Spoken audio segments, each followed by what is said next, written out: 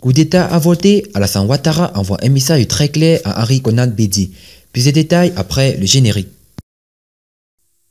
Avant de commencer, n'oubliez pas de vous abonner et d'activer la cloche de notification, car cela va vous permettre de ne plus manquer les prochaines vidéos. C'est parti!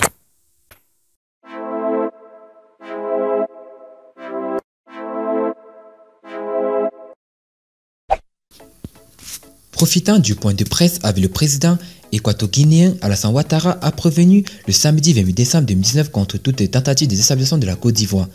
Faisant allusion à l'affaire Guillaume Soro, il avertit les présidents d'institutions et anciens présidents.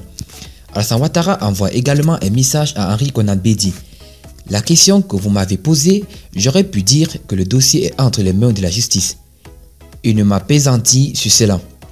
Mais je peux vous dire que nul ne sera autorisé à déstabiliser la Côte d'Ivoire, à perturber la quiétude des Ivoiriens. Le droit sera appliqué à tous, candidats ou pas, et les candidatures ne sont pas encore ouvertes par la Commission électorale indépendante en abrégé CEI.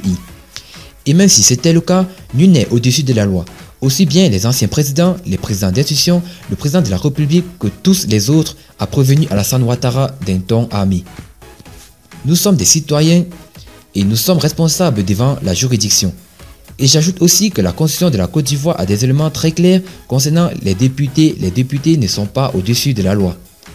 Ils ne peuvent pas être poursuivis dans le cadre de l'exercice de leurs fonctions.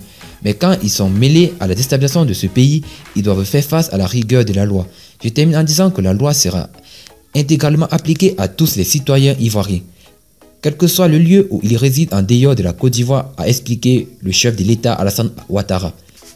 Notons que l'ex-premier ministre et candidat déclaré à la présidentielle de 2020 est accusé de tentative d'atteinte à l'autorité de l'État et de détournement des deniers publics.